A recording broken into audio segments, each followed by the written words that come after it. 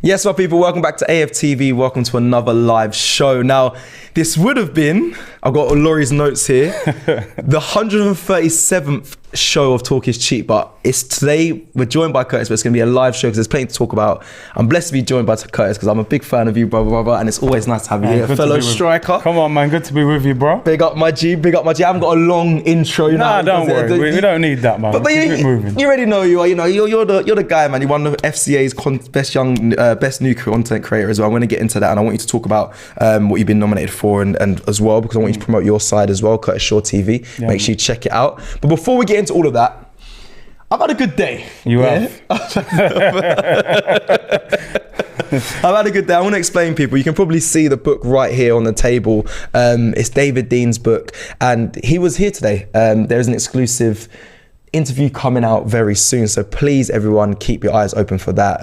A lot of things were said in it. It's gonna be a big interview, and really nice for you to hear some stories. Robbie was here with him today, and what a legend he is of Arsenal and just in general as a person as well. It was an honour to have him here, and for the people watching and the fans of AFTV and Arsenal, I think this will be a really, really big moment. But Curtis, man, David Dean here at Arsenal. Hey. I tell you what, I have to big you up for, you know, I appreciate that. Pulling strings and getting that sorted, because David Dean, man, like, I can't wait for the interview. Yeah, same. I'm gassed, like, because obviously them times there, him and Wenger, they was pulling the strings, the sort of revolution that was going off, and even the Kroenkes coming into the club and how he sort of introduced them. So I can't wait for that interview, man. So big up you and big up Robbie for the interview. Yeah, man. Let's hope Wenger comes next, man. You know what I mean? I want to see Wenger on it. Now that will really bring a tear to my eye. That'll be amazing. But yeah, listen, never say never. I said to you off camera, never say never. These things can potentially happen in the future. You never know, but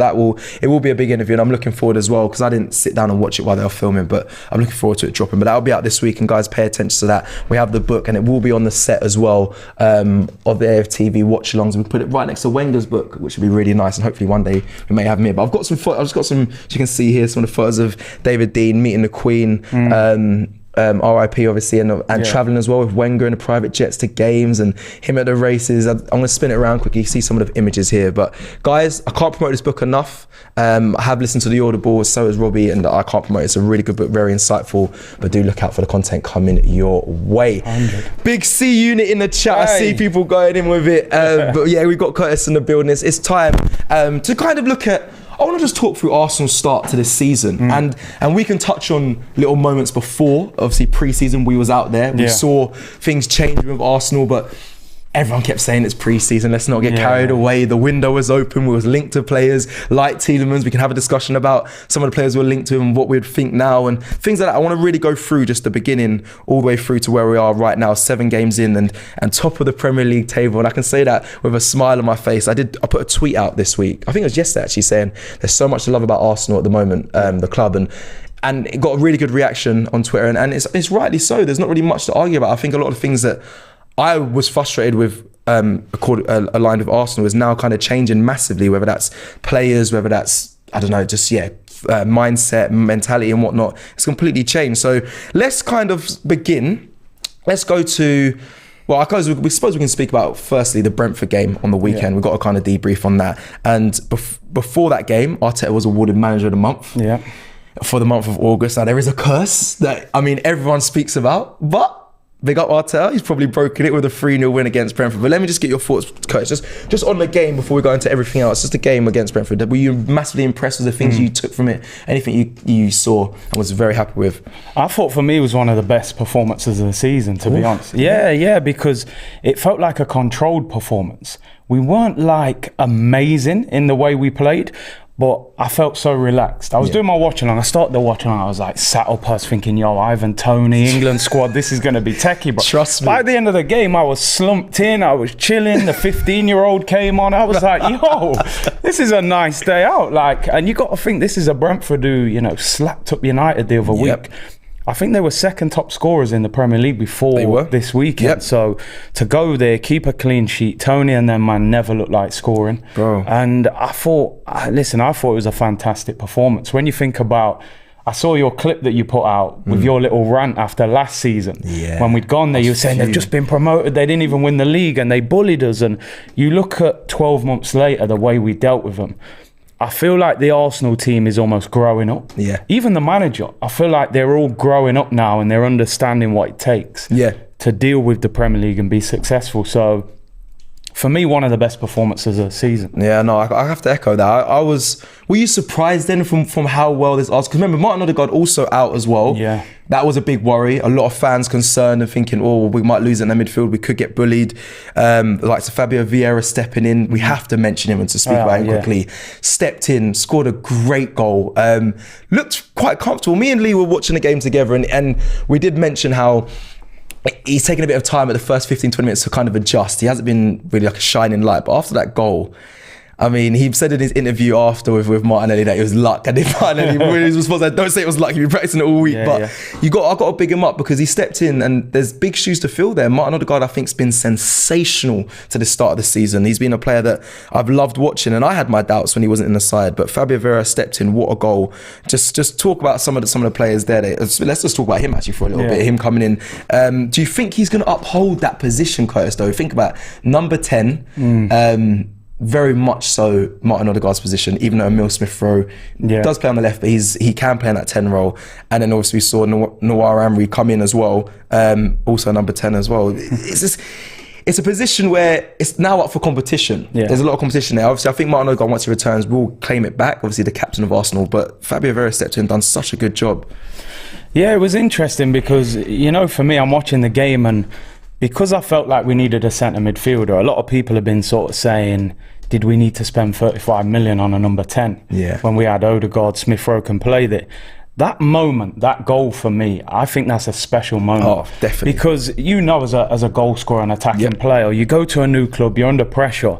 To score a goal like that on your Premier League debut, your first goal, I'm forever saying, why do Arsenal not shoot from outside? Oh, amen. Please, just shoot from distance. You know, we're trying to play the perfect goal. But Partey, loud. Yeah, Partey, you don't worry about it. You're not involved. Yeah, you've been mashing up all the pigeons and that. Just leave them alone.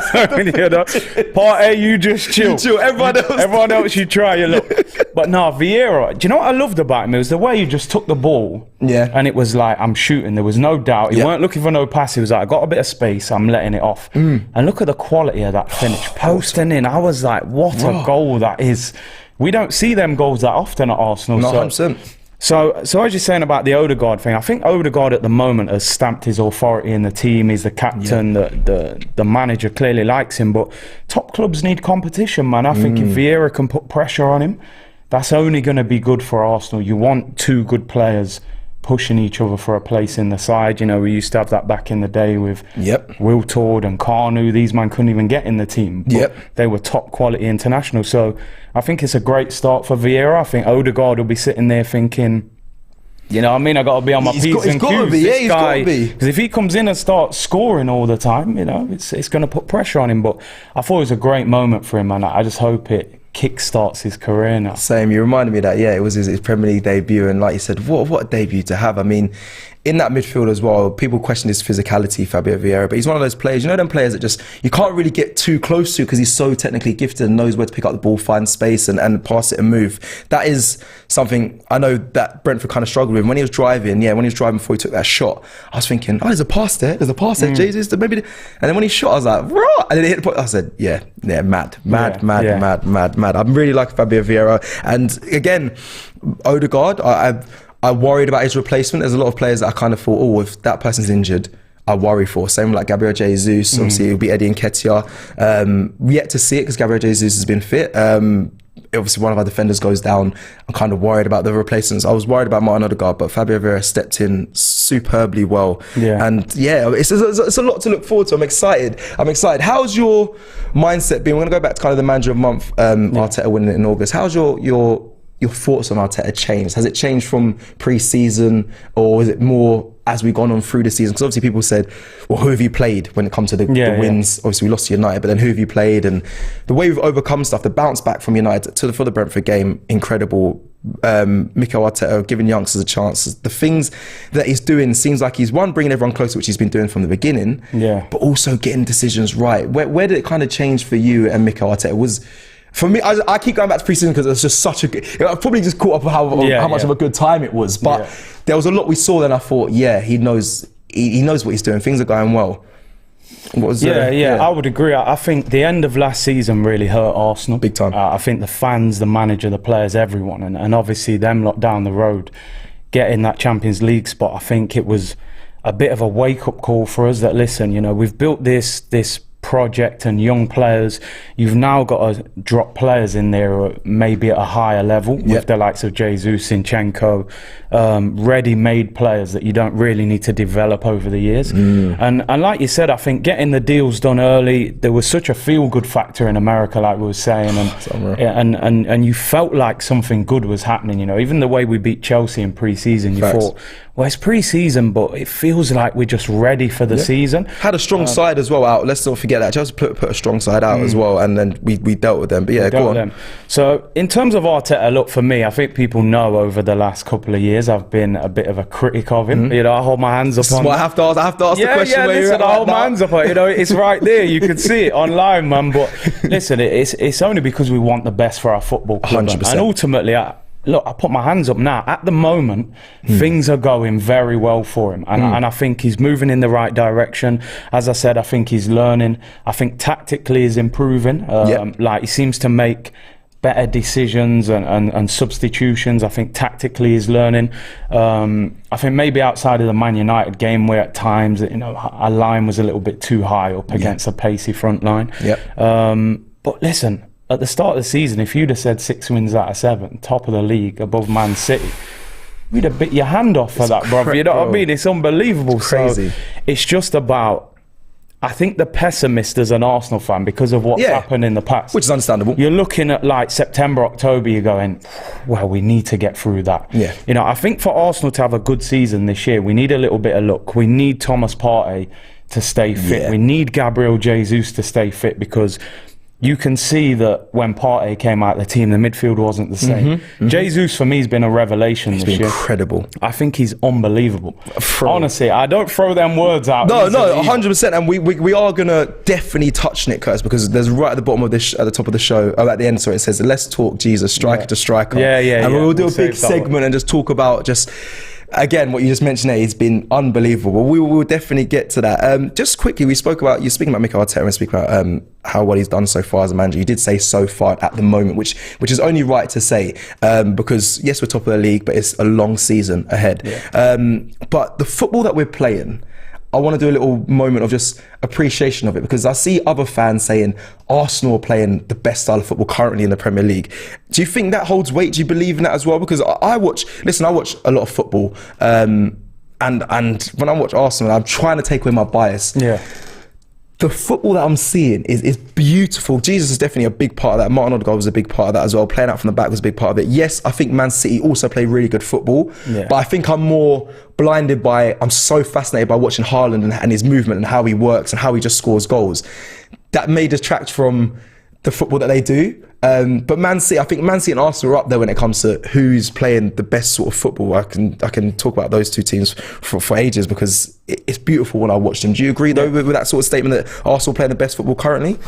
Yeah, I'd say along with City, obviously. You know, it's a byproduct of Man City. You know, you come from the school of Pep, and that's, as a fan, you want to see successful football and also attractive football. And I think now we've got better players in. It's like, Arteta's always had these ideas, I think, but I don't think he had the players to implement it. I think now he's signed the majority of this team, you're starting to see the football. I agree with you. I think we're playing great football. I would say Arsenal, Man City, probably Brighton, you know. I think Brighton this season have played. I've watched a few games of them, and I've been like, wow, their football's unreal. Considering the players that they've got on the level, but I think, I think the football we're playing is superb, brilliant at the moment. You know? Superb, it's enjoyable. I've got David Smith in the comments. I see a lot of people saying big up C Unit and big C and CC together. Like, I love all this. Big up everyone as well in the comments. Listen, get your thoughts and I'll read the questions out. I don't know why someone said, David said, Cecil, Curtis, thoughts on Murdoch now? Why is this a thing that you've spoken about before? He's David Mudryk. I don't know. Oh yeah. No, do you know what it was? Right, on one of my shows, when I didn't know much about him, I looked at a highlight and he was playing a game, and there was literally a car park behind the goal. So I said, "Oh, you want us to sign some car park winger?" You know what I mean? Ever since then, the man went in the Champions League. He's ripping man. I'm sitting there now going, "Raw, maybe I've done this guy a bit dirty still." You know what I mean? So I take it all back. I said there's a car park behind the goal. I said, bro, there ain't even a football stadium there. I don't know where he's scoring goals, but he looks decent. I can't lie. Man's playing in Ishman League, boy. You know what I mean? Man's playing for Boreham Wood or something, bro. I said, he looks decent, to be fair. He looks decent, but they want a lot of money for him. Yeah, big up. I had to just mention. I always got involved in the comments. Big up everyone in the chat. But let me quickly, before we read the super chat that's just popped in here, William Saliba, contract extension. Curtis, I did my fan cams. I spoke with Stricto, and he was very much on this. He was like, listen, get him to sign the thing. Let's get it done as soon as possible. But he did that thing where I said, don't do it. He said, whatever figure he wants, you get caught up in that. Yeah. Whatever figure he wants, whatever price, whatever fee, he let him put whatever he wants, and they give him a blank piece of paper. Now, we've got to be careful of that as Arsenal fans. Obviously, we've learned from the past of how that's kind of ended up. But William Saliba, been absolutely superb. It's so nice to just speak about every topic and be beaming with joy speaking about Arsenal. Beautiful. Like, I love it. I really love doing shows when it's like this. I love the all around Arsenal right now. But William Saliba, 21 years old. I remember I kept saying he was 20, but he's 21 years old. And one of the youngest in that back line, but moves like one of the oldest, the most mature in his play. I would hate to play against him. I mean, he's deceivingly quick. This guy doesn't look like he sprints, but he's quick. Like everyone in Brentford in the game, no one outpaced him. He's strong. He reads the game well, and obviously he got his goal as well. He's got 2 goals now, hasn't he? He's got that goal at Bournemouth and then the header as well against Brentford. So. Listen, I've been so impressed with William Saliba, but we do need to get him signed. There's an extension in the works, according to Dean Jones at Give Me Sport. Obviously, he came from St Etienne in 2019, and he came for a fee of £27 million, which at the time, I probably would have scrutinised and thought, that's quite high for a young centre-back. But now it feels like a steal after the 3 loans has been on. Curtis, William Saliba, brother. It's one of them. You know, I always think with a player, when you're that good, you stop talking about them. Right. You know, like Van Dijk at Liverpool, he got to a point where you wouldn't say, Van Dijk played well on Saturday. It's just a common normal thing. And I feel like with Saliba, that's what's starting to happen. Sick. I would go as far to say, I said this at the weekend, right? I think he's the best centre-back who's played for Arsenal since Campbell. Well, that is a statement, isn't it? Let me think. I would say, you would say probably Koscielny is the best one. Yeah, I was going to say he's up there. I think Saliba's ceiling is way higher. I can agree with that. You know, I can massively agree with that. Higher. I think the problem with Saliba at the moment with the contract is we're just thinking get him to sign the deal. Now I looked at he's on 40 grand a week apparently, about 40 grand a week. Yep. So maybe at the start of the season, Arsenal might have been able to say, you know what, we'll double you up, we'll give you 80. And you sign a new deal. He might have took that 80 grand a week. That's. I mean, if you think about it, if you got offered that back in the, you're going to take that. Double but right now, if I'm his agent, I'm saying he's in the French squad. Yep. He's probably your best centre back. Well, no doubt in my eyes. He's 21. I can imagine Real Madrid's in them. Clubs will be sniffing phone calls. What's he about? What's he interested in? And if I'm looking at, no disrespect, but I'm looking at Eddie's on 100 grand a week. If I'm Saliba's agent, I'm not accepting less than 100 grand a week for it. That's just the reality of the situation. And it's a fair point. Man's on the bench. Like Eddie's on the bench. It's not like Eddie's the main star for Arsenal right now. William Saliba is the one that you could say would be first on team sheet for a lot of these games. So you're right. And then we've got Gunnar David here saying if Fofana's 80 million, Saliba 120 million. Like if people are going for that sort of price, your agent's going to be saying, yo, you got to up the money. I think you're right. 100k a week for Eddie. Saliba's gonna only rightly so deserve and want more than that. Yeah.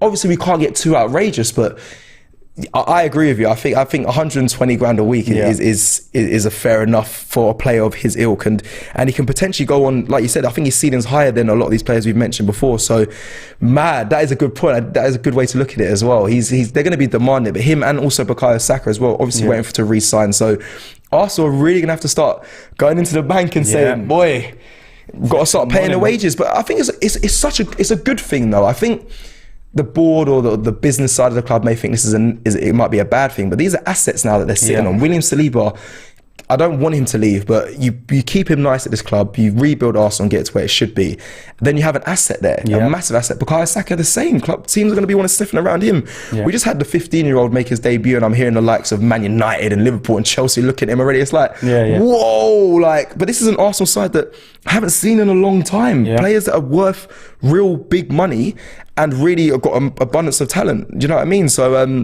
that is a very good point, but I think we do need to get pen to paper when it comes to re-signing these deals for these players. I'm going to take some comments here. Shiv says Eddie is stealing the living at Arsenal. Listen, I've had my critiques over Eddie and Nketiah, but he has, let's be honest, he went away before the season started. He's come back. He seems stronger. He seems a lot bigger. He seems more sharper. He's taken his chances when he's come on off the bench.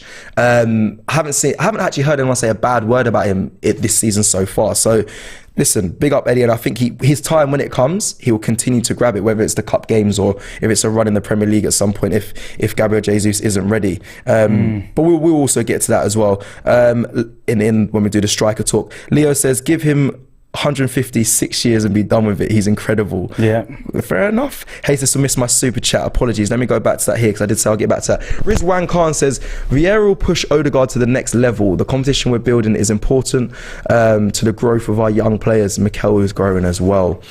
It feels like most positions now we're starting to have not just cover but competition for these places. I know Robbie was heavy on that. When it was a January transfer window, it was like, just sign 10 players or we need 10. He was like, 10, these big numbers. Football manager said, just sign 10 of them. He was just going crazy. But, but me as a fan, I was like, okay, Robbie, but we need to have, which he said, competition over just bringing in players to bring in players. Like when it was linked to Douglas Luiz.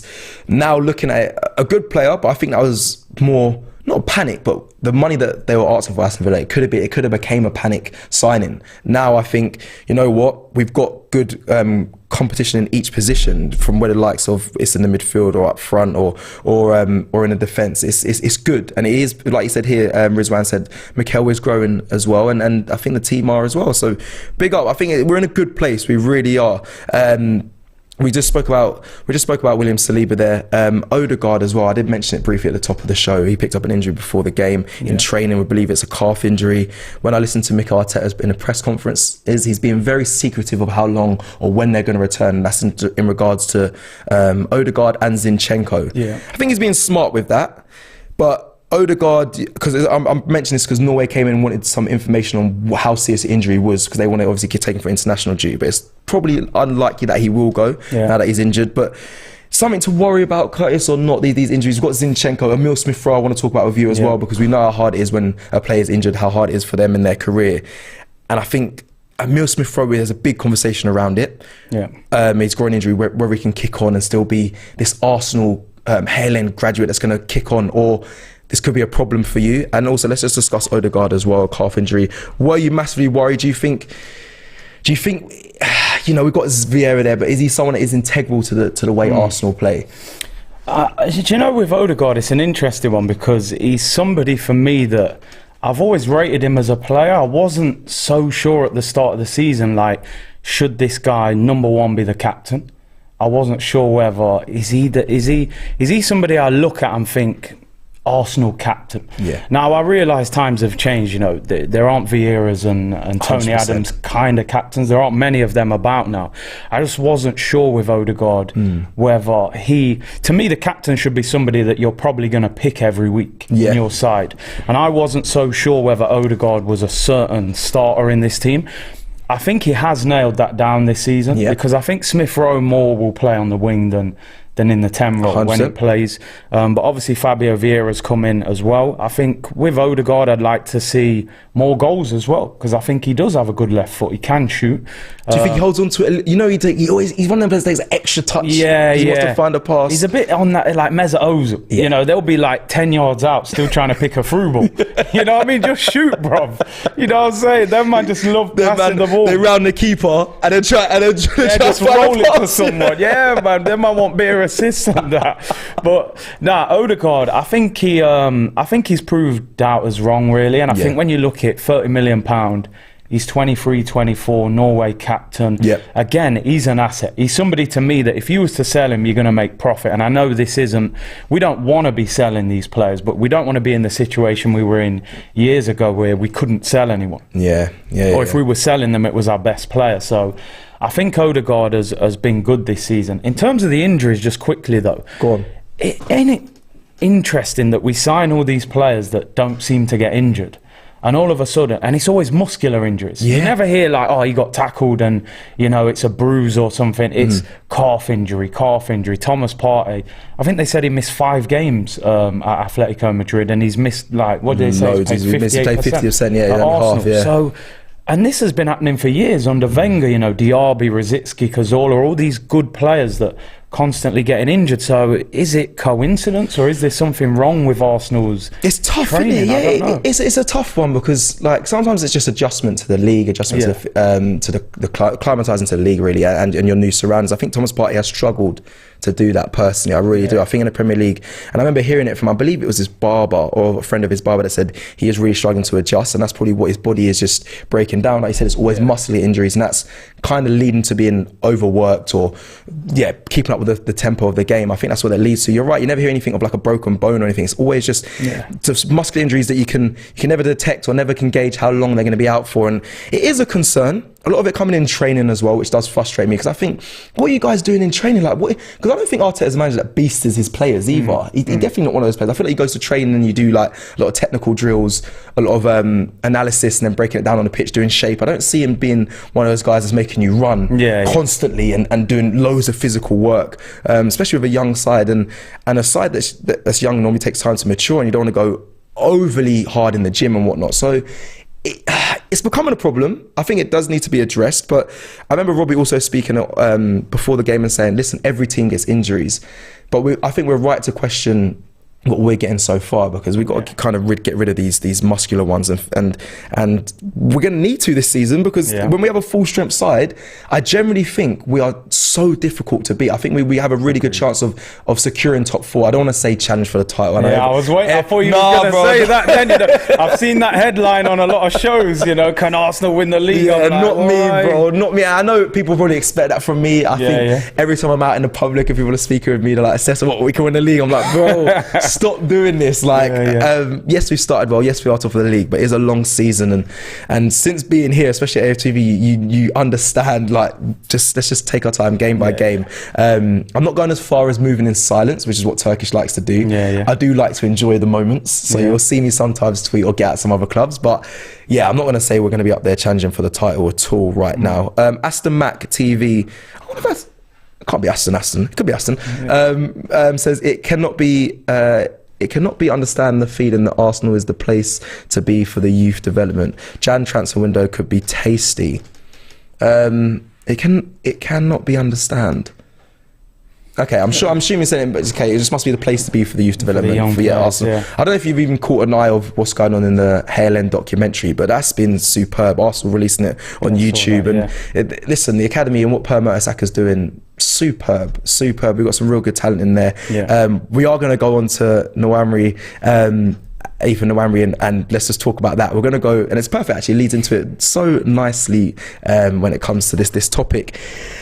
Curtis, 15 years old, bro, still in schoolboy. I don't even know if my man's got his scholarship sorted or his pro or anything. I don't believe he has. So I'm just going to read some extracts of just some stuff that I've read over here of Ethan previously to doing this show. So this is from his school teacher that was speaking. The effort was nothing new. This is about Ethan, by the way. The effort was nothing new for those who've watched and coached him at St John's Preparatory and Senior School in Enfield, North London.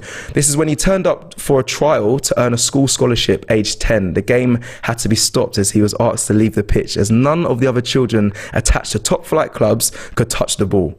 We could not evaluate any other player while Ethan dominated, and that is from Alexander, the St John's headmaster, and that's what he had to say about Ethan. Now, that is incredible. So obviously he's playing for his school. There's players that have been linked to that. I think there was a lot of them on trial for Premier League clubs and Championship clubs, which it kind of goes on to say.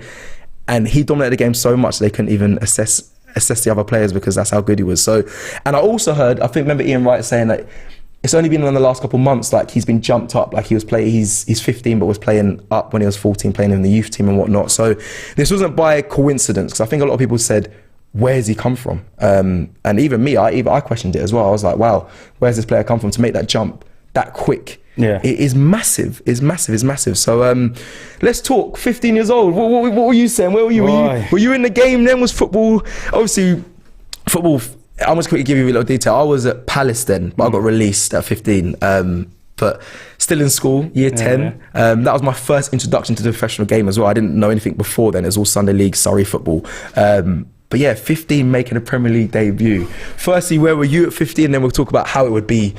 Imagine just making a debut for Arsenal at that age. Yeah, 15, I was training in Nottingham Forest. Oh, okay. Trying to get a scholarship and that, you know what I mean? But yeah, football, them times there, 15, the pro game seems a long way away. It does, bro. So you're just trying to grind through them youth teams and get a scholarship and get the under 18s and all that.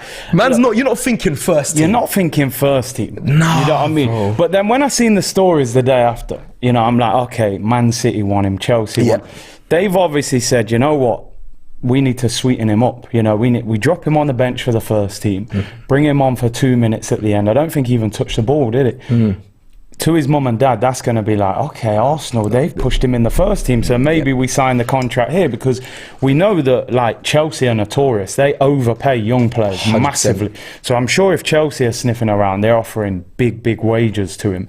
So I think Arsenal tried a little sweetener for him. Will he be on the bench for the North London derby? I doubt it very much. True. You know what I mean? But I think it was a sweetener, you know. It was an opportunity. I was saying on the stream, he's not even old enough to drink Lucozade, you know what I mean? Yeah, you know them ones when you go to Sainsbury's and you try to get a Red Bull and you have to get ID. No, you got ID, bro. No, you can't get that still, bro. And man's on the pitch for Arsenal Football Club. I'm saying they better give him some milk or something, you know what I mean, before he comes on. But you know what a moment for him. Massive. What a moment. Even if he never plays for us again. Like, goes out in history for him. You're going in school, yo, how was your weekend? Yeah, man, was just chilling on the park. And how was you doing? Yeah, Arsenal, Premier League. What are you saying now? Like, he must have strolled in school that day like he owned the place, bro. You know what I mean? But big him up, man. Big him up. And like you said, yeah, 50, like his Instagram went from like 7,000 followers to verified on 164,000. I know his phone probably was blowing up all night. Laser Gaming says 15, I was licking shots on the road, not the pitch. On the road, not the pitch. Mad. But yeah, you just got to big him up, because listen, I argued with people upstairs before we come on the show and say, like, last season we bigged up Arsenal for the youth that are coming through, the Hale End boys, but a lot of the academy boys didn't really feature too much. If you look at like Charlie Bettino, Marcelo Flores, even Amari Hutchinson, those are the sort of names that are really academies players that should be kind of breaking through last season and got the opportunity. Yeah, you can say Charlie Bettino played a little bit, played in the cup, but they didn't really get the opportunity. And I feel like there was a bit of I don't know, fogginess when it came to Arsenal giving youngsters an opportunity, apart from obviously the Emile Smith-Rowes and the Sakas. But now with something like this, it's a big statement to say, yeah, if you play for the Arsenal Academy, you can get the opportunity. You can get an opportunity to play first team. I think it aligns very well. The Hale End documentary, the timing of it works really well. Obviously the All or Nothing as well, and how good the manager is and how close the club is. I really think the timing was good from Arsenal. And I did, like I said at the top of the show, I did a tweet to say there's a lot to love. Ethan making his debut, breaking a record for the youngest player in the Premier League to make a debut, and for Arsenal, does loads for the club, and big him up every time, because things like that will stay with you forever. Now, I see a lot of things, I saw some things on Talksport, sorry, I think it was Danny Murphy saying whether it was a good thing or a bad thing. I saw that, giving him a debut. And I actually understood a lot of his reasons, because you can put a lot of smoke into a kid and blow them up to be like, oh my God, this could be my forever or whatnot. I've had this opportunity at this age and I haven't even signed a scholarship. I'm definitely going to get my pro. That doesn't always happen. Do you know how much wonder kids I'm sure you've seen when you've been at academies and professional clubs where they were supposed to be the next big thing? All of a sudden, you don't hear of them. You don't hear of them. I mean, I could list off a load of names. I could even, when I was playing Reece Alassani at Crystal Palace, was supposed to be England's #1. They pushed him through youth team when he was 15 and he was training with the first team. The likes of Zen Lim at Arsenal. I remember he was supposed to be the next big thing, never really made it and found his feet. Chuba Akpom was supposed to be that guy. I remember when I was coming through, I looked to him when it comes to career-wise, but sometimes they don't always make it. So you have to be very careful. But I hope Ethan and his family and everyone's aware that, you know, this is just a small thing that you can build upon, and eventually, hopefully, he may make more first-team appearances. But big him up, man. 15. I remember being signed and being like, boy, going on the coach was a big thing for me. Going on that first, or the team coach with the kitchen at the back and the TVs in there, that used to gas me. So I can't even imagine what it would be like walking out on the pitch. Do you know what I mean, bro? It's crazy. Absolutely massive. I think as well, like you said, it creates a pathway for the other players now. If you're a youngster at Arsenal, you're thinking, he's just got that opportunity, I can get my opportunity. Because I have to admit, it frustrated me a little bit how I felt like Chelsea became the dominant team when it came to young players. I felt like we mismanaged a lot of our youngsters, like, you know, like Nelson. Reece Nelson was supposed to be a superstar. The big thing. I felt like Chelsea had, you know, they were getting players out on loan quickly, first team football, bringing them back. They either sell them for big profit or they go into the first team. It seemed to be working.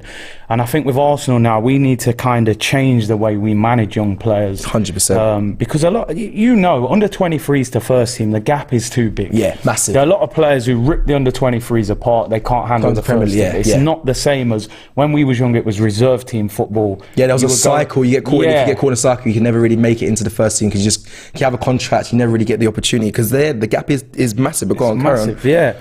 But you know, like when it was reserve team football, you might have like your first team captain could be injured. He might play for the reserves for fitness. So the standard was high. Under 23s is almost like, you know, non-contact football. Everyone plays like Man City. You know what I mean? So I think Arsenal need to, because you look at Saka, a player like Saka, we spent 72 million on Pepe, but Saka has become the bigger star, the 100%. More important player. He's come through the youth system. So you can save yourself a fortune if you can get 2 or 3 gems through the door. Smith Rowe would cost you a lot of money as well if you were going to buy him. So I think we need to put a lot of time and effort into that youth system. And big up Mertesacker, man. I think he's had a very positive influence, man, you know. So I agree with that. I think Mertesacker, in that Haaland documentary, he said, like, people question why me? Like, I haven't got no experience. And he said they were right. They were right about that. But then now he's developed kids massively in his Arsenal academy, and he has these 4 pillars that he speaks about, and a lot of those pillars are representative of what you see as an Arsenal player, and that's like the professionalism, the work rate, and what it is to play for Arsenal and whatnot. And he's instilled that in the academy, and you can see, I think Bukayo Saka is a great example of that. He just looks like a model professional, and he is. He clearly is. He's very well educated. His decision making on the pitch, he's the way he carries himself. It's just it's lovely to see, and it's the reason why I keep saying there's so much love right now around Arsenal Football Club. Now, the title of this show is a telling start of what's to come for Arsenal ? Where are you at, Curtis? Because we are sitting top of the league. I'm not going to get ahead of myself. There is an international break, obviously. We're in for the next 2 weeks, but we have a really tricky run in October. But do you, as a fan, feel?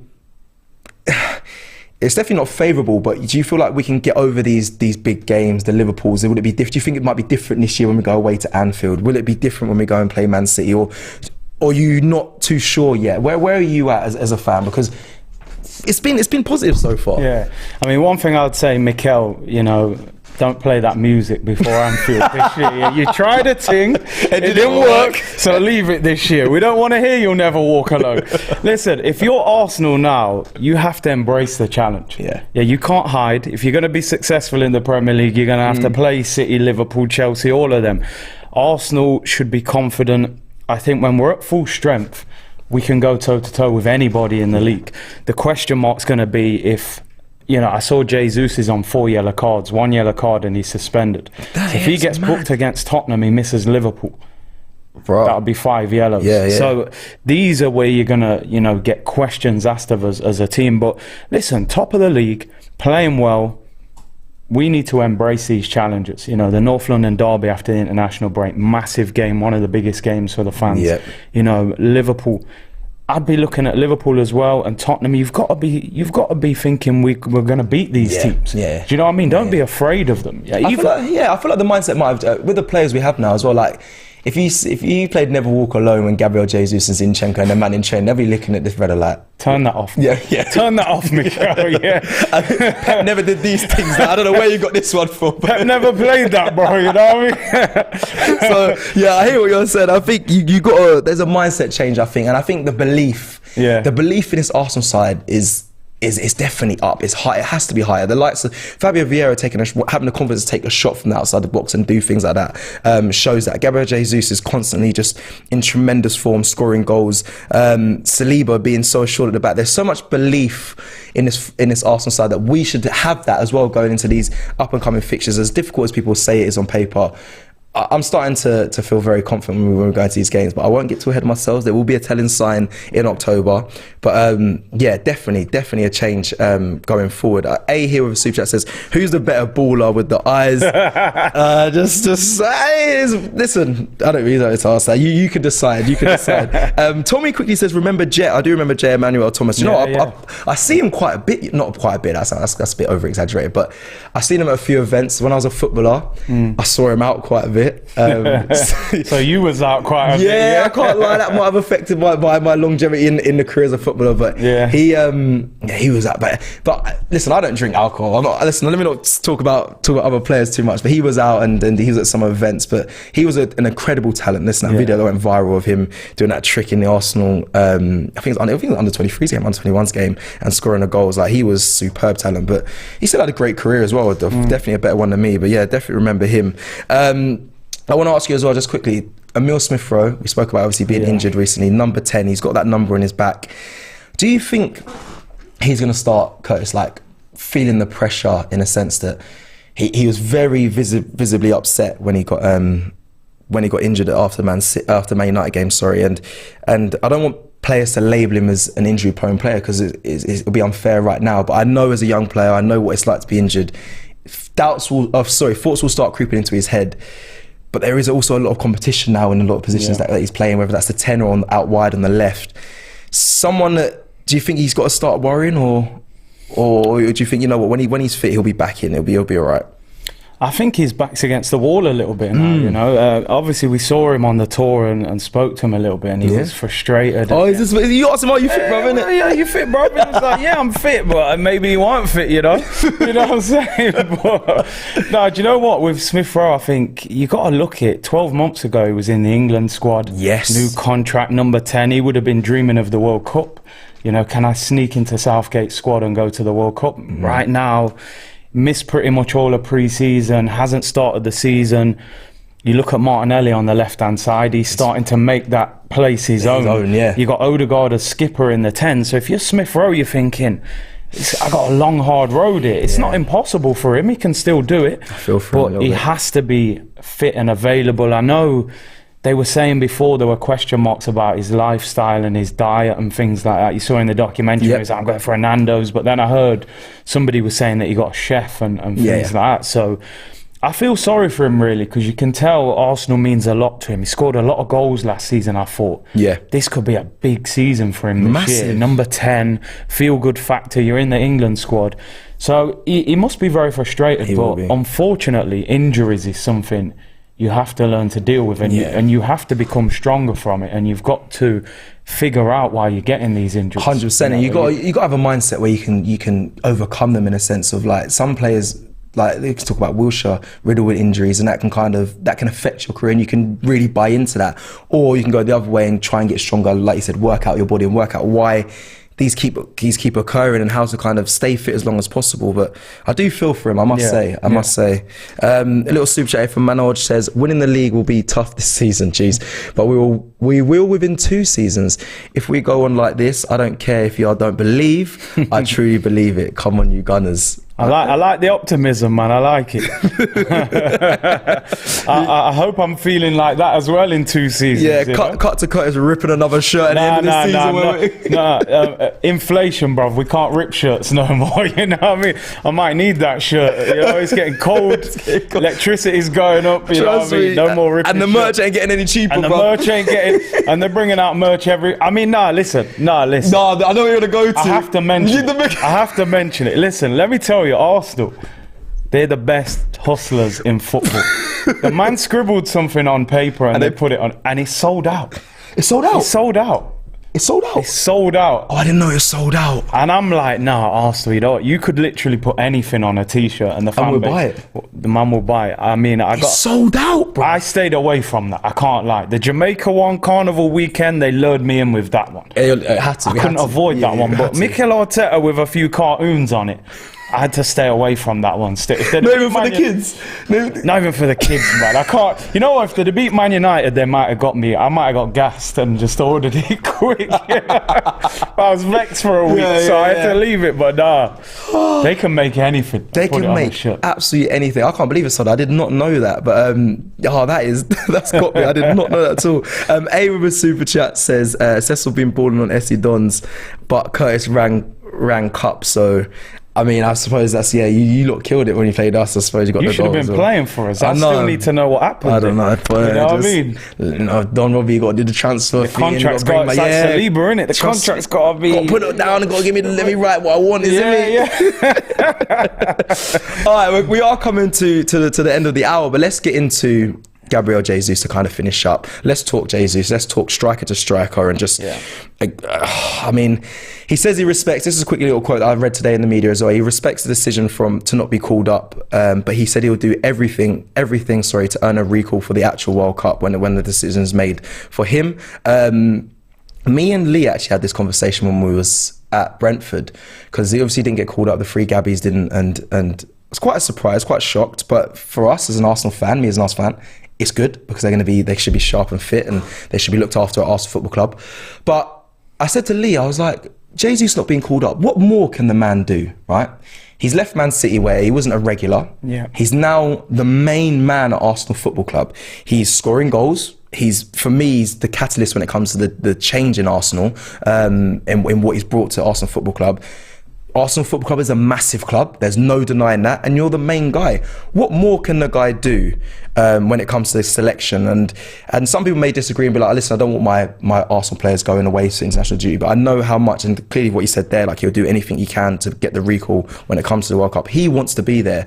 So I feel for him a little bit and big him up. There's not much more he can do, and I think he will get a call up eventually. But he's been the main guy, and we can discuss all things striker around him. But how good has he been? Even the goal, the celebration for Vinicius Junior as well, the dance. I'm gonna be honest, my bro.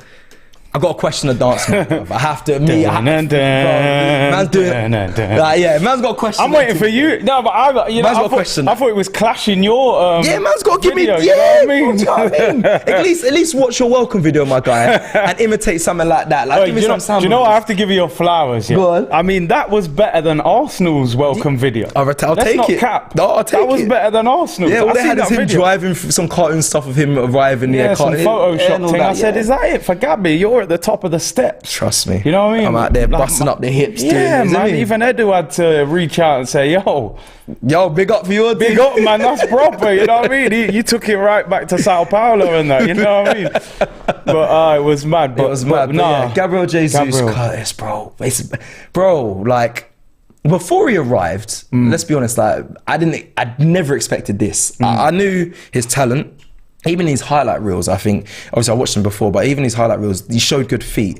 But what he does in the sense of bringing the ball down, pinning a man, the way he will barge the defender before receiving it to knock them off balance, like these little intricacies that I see him do is next level. The goal scoring ability, the dink he did in the box. There's so much to love about him. Like, where are you at as a striker with Gabriel Jesus, man? Do you know when we signed him, I was excited.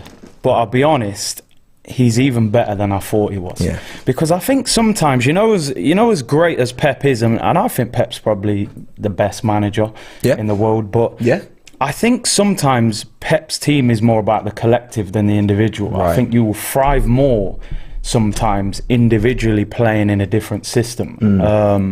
And I just think with Jesus, I saw an interview where he said that his mum said, this is the Gabriel Jesus that I love, like as if like the shackles are off him now. Because there was interviews where they were saying he doesn't know whether he wants to play up front, maybe out wide. He seemed like he was second guessing himself a little bit, like, am I even a goal scorer anymore? And I think he's come to us and he said, I'm a striker, man. Give me that number 9, play me through the middle. I don't know what the guy's got to do to get in the Brazil squad, because he's been outstanding for us. He's actually been a game changer for us, and I think you've seen that he offers so much more than what we had with Lacazette and co. They gave everything, but let's be honest, This is levels above. This is levels. It's levels above. This is energy. This is creativity. He's hungry for the challenge. He's scoring goals. Will he get more than he's got before in the Premier League? He's only got 14 goals. I think is his highest count. Do you think he's got to get more than that? Yeah. Oh, he said that. He said it like, realistically, man. I mean, we used to moan about Lacazette. Oh, he's never scored more than 15. True. We paid 50 million. Jesus playing through the middle. He's going to start every week if he's fit. Do you know what I mean? Yep. He's going to play central. He should be getting close to 20 league goals for me if he stays fit throughout the season. But in terms of a sign, I think at the moment you're looking at one of these signings of the season. Yeah. For £45 million, I mean, still in it. What would a top quality striker cost? You know, Isaac cost nearly 70 million. He scored 5 goals last year for Sociedad. It's not really proven that much. 45 million for a 25-year-old Brazilian international. 4 Premier League titles. It's an absolute bargain. I think he would have cost 70 to 75 million 100%. If he had 3-4 years on the deal. If he goes back on the market now, he's costing 70 million easily, straight away. In terms of the Brazil selection, it's an interesting one, because on one hand, I'm delighted because I'm like, you know what, don't worry about it, don't go and get injured with them, you stay with us.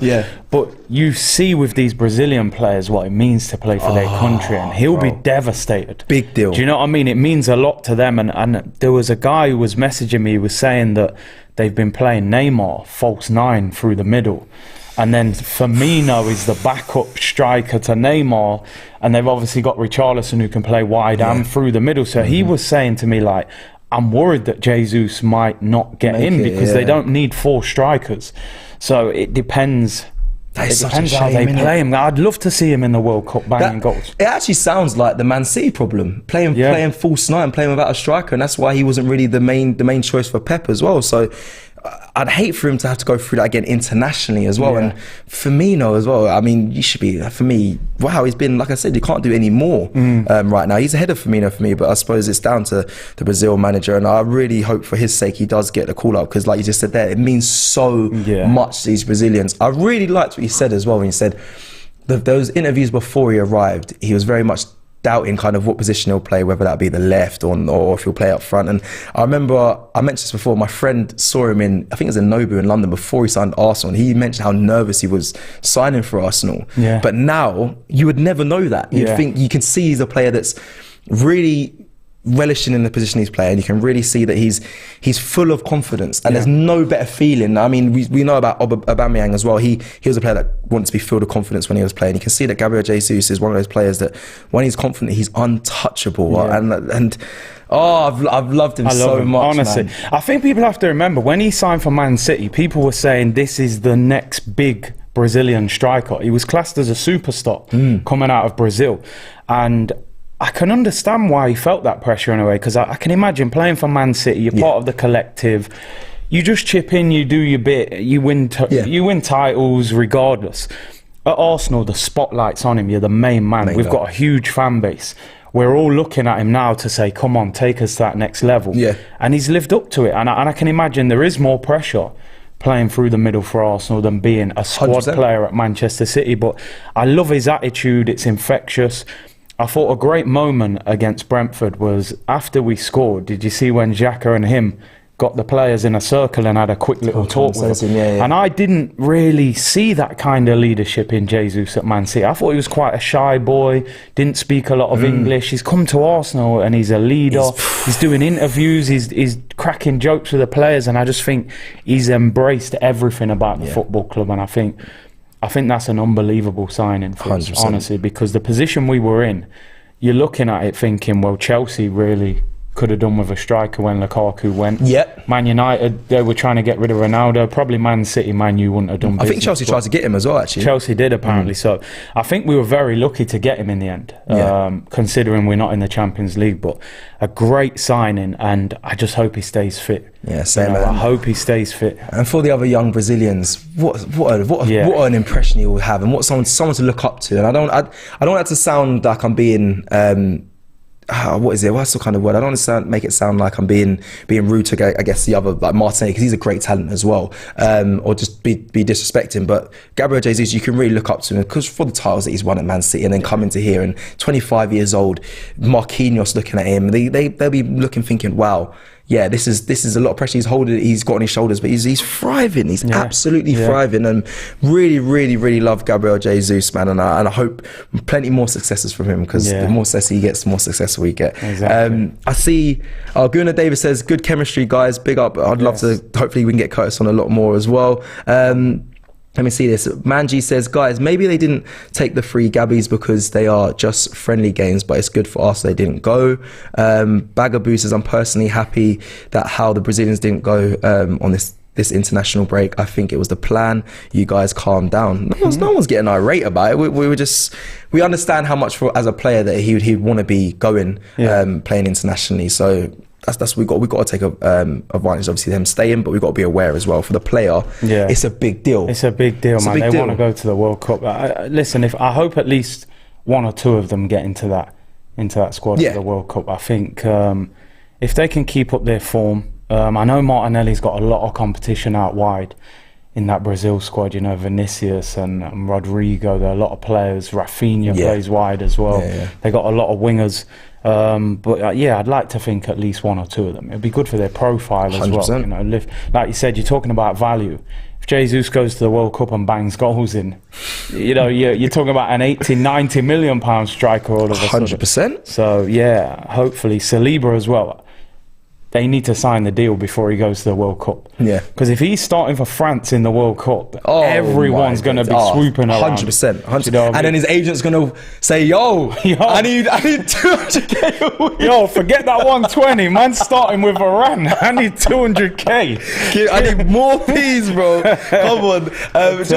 This is us being hypercritical. So people watching and listening, please don't take this serious. But as a player, as players, anything in Jesus' game that you think he might need to improve on. And now this is going to be really difficult. Again, people, please don't take this as because we just spent a good 10 minutes talking about how much we love Gabriel Jesus and how much of a revelation he is.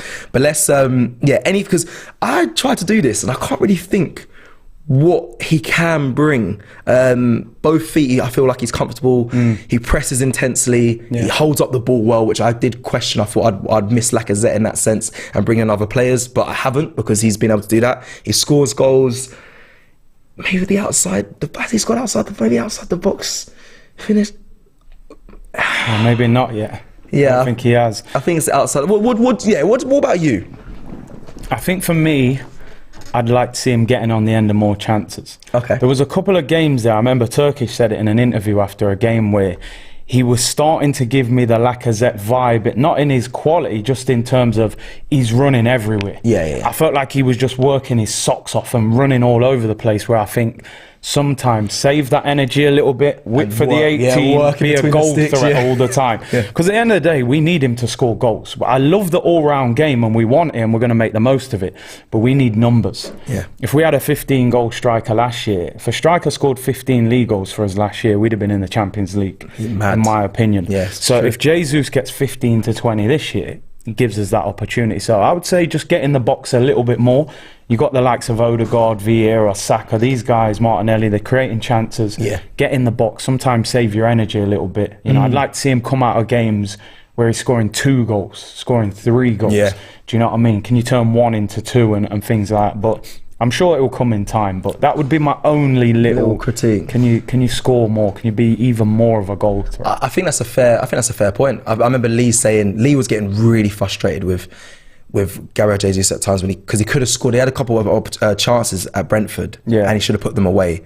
And I thought he was being a bit harsh, but realistically, he could have scored some of them, but that's just, again, being really critical. But I think if you want the best from this Arsenal side and the best for him, you have to be that ambitious in what you want from him. Now, I like what you said there. It's kind of like you just work in the width of the goalpost. You know them old man. I want you to run and work. I want you to always know where the goal is and don't work outside that. But with Mikel Arteta, the way that Arsenal play, I feel like he really wants everyone pressing and being at the players' necks and on top of their first touch. So it's difficult. I think I'm going to go with outside the box goals. You want that? I do want that. I mean, if the midfielders start doing that, which we saw from Vieira against Brentford, then I may take away from that. But I want to see that more from Gabriel Jesus. I just want to see more shooting from the box and more chance from that. G says, stop moaning, man. He's doing his thing. Bro, I just did, come on. We did 10 minutes of bigging him up. You know what I mean? Just a small little, what we'd like to see from him. And I see a lot of people as well. I think people in the comments were saying be a bit more clinical as well. Yeah.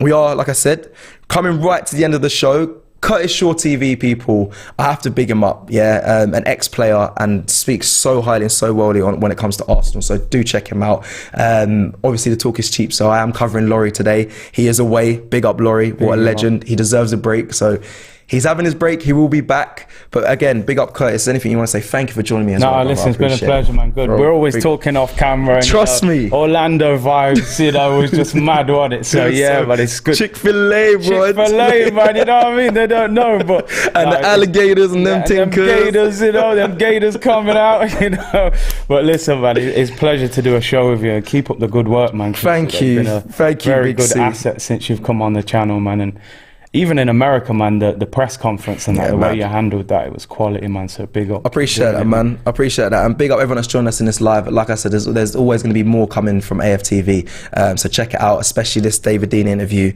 We'll be dropping, I believe, this week. So guys, keep an eye out for that. And plenty more to come during this international break. Curtis, again, thank you for joining me. I will see you again soon. Take care, everyone. Like the video if you like the video. And subscribe if you're new. Peace.